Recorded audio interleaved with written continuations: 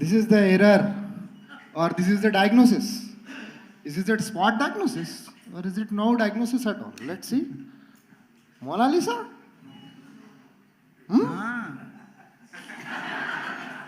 This is, my dear, what happens. In practice, if you do spot diagnosis too early and don't go in depths, this error is called as posterior probability error. And I will come to that, posterior probability error. Because you must too much occupied with one particular issue. And then you try to imbibe what the diagnosis is on that patient. And the patient is something different. Let's go. This case teaches me that I have miserably failed earlier, and then I realized my error was posterior probability error. 3-year-old child, recurrent abdominal pain, कुठे दुखतं सगळीकडे एक जागा नाही. Intermittent since last 6 months, off and on, albendazole, cyclopam, drodine, so on and so forth. Query jaundice 5 months back, not investigated. Ayurvedic medicine does wonders. Right? At present, referred. Pain increasing in severity with abdominal distension since last 4 days. Fever since 4 days, high grade, intermittent, and with rigors. Mild yellowish tinge of urine and eyes as there since last 7 days.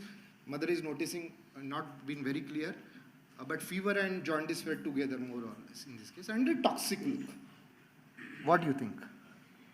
He has reduced activity, lethargy, developmental history is normal. Any thoughts what we are dealing with? It's an infective process. Probably infective process. Any other thoughts? Drug induced with high grade fever with chills and rigors. Abdominal pain. Abdominal pains. And now there is abdominal distension also. Okay, we keep in mind infective is up, up, up.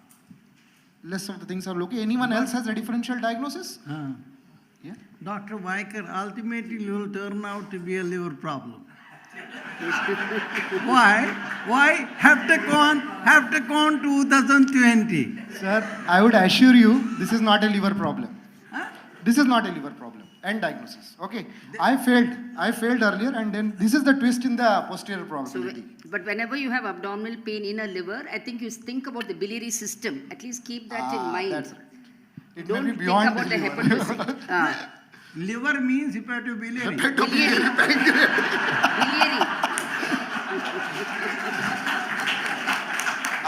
I would request organizers to deduct these 2 minutes. They are not valid. You will give me 2 minutes extra. Okay. That's what these interactive sessions are for. Thinking cap. We are thinking now, what's this? So, my dear friends, whenever we take history or clinical examination, there are 2 things which are always going on. One is unconscious, fast diagnosis making probabilities. These are heuristics. And second is cognitive evidence-based thinking. So, we are always in the mixture of these 2. Albert Einstein says use both. If you use towards one more, you may fall. If you go towards one more, we know all evidence how can be unevidential it may be. Even randomized control trials. So we have to keep both things in mind. So let's go to physical examination. No failure to thrive. Icterus mild, not severe. Toxic patient, mild icterus. No signs of liver failure. On clinical examination, we all know, all PGs should know what are the signs of liver failure. There is no left liver enlargement. Mild hepatomegaly clinically, just 2 centimeter. Everything is mild, but child is toxic.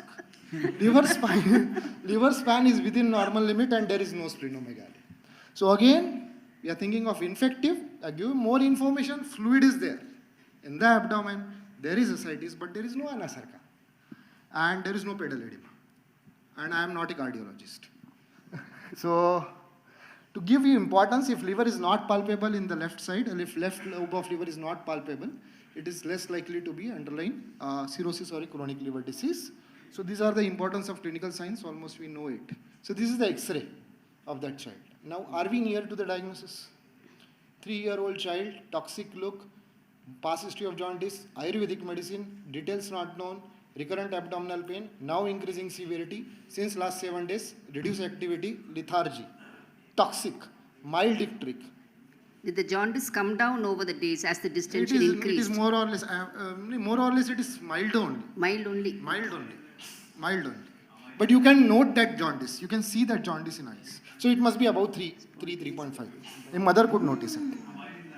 Yeah, we are not come to investigation, my dear friend. We are still the first of the X-rays. Okay.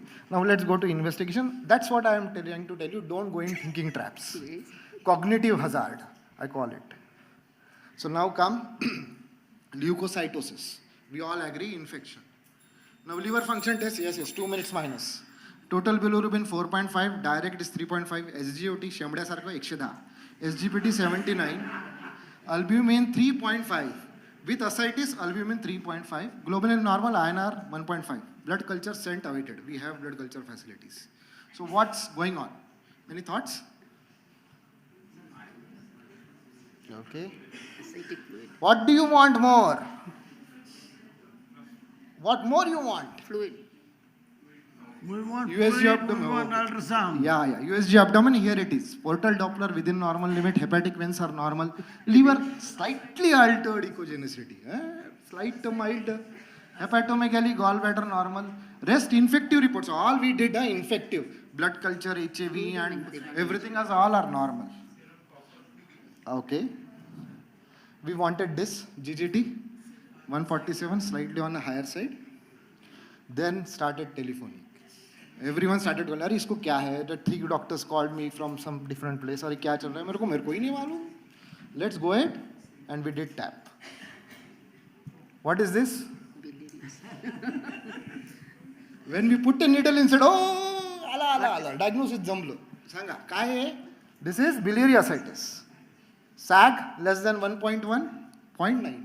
Ascitic fluid bilirubin more than 7.7 is diagnostic of biliary peritonitis. So what we are dealing with is somewhat a rare condition, which I'm not saying that you need to keep that in very high on the cards, but keep your minds open when your signs, symptoms and investigations are not correlating. You need to keep your eye open. So this was a spontaneous CBD perforation which has happened. Maybe at that 5 months back that jaundice was there, maybe so some gallstones. So there was a lot of literatures, and the commonest site of spontaneous biliary perforation is junction of the cystic duct and the common hepatic duct. Yeah, I will just complete it. They are making me fast. And we did this child. Our surgeon did an external drain, conservatively managed, and then he explored. So he didn't find any kind of cyst or anomalous pancreatico-hepatobiliary junction. And there are clinical features which are associated with spontaneous bile duct perforations. So these 3 factors. If your child's age is less than 4 years of age, if it is a cystic extrahepatic biliary duct of some cause, or if it is a dilatation of common channel, they are more likely to perforate. In our case, neither of this. So this is a rare case for more or less a jaundice presenting to you with the spontaneous biliary period. Last slide. What I mean to say is more than 100. Posterior probability error is called as you have read, you have known, you have imbibed, and you try to apply. You read Nelson, you try to apply. You read Sutton, you try to apply. We need to keep your mind open. There are more than 100 biases, which are there are conferences on clinical errors and how we can remove them. We try to simplify the things up, but sometimes they are costly and highly preventable if we know it. Thank you.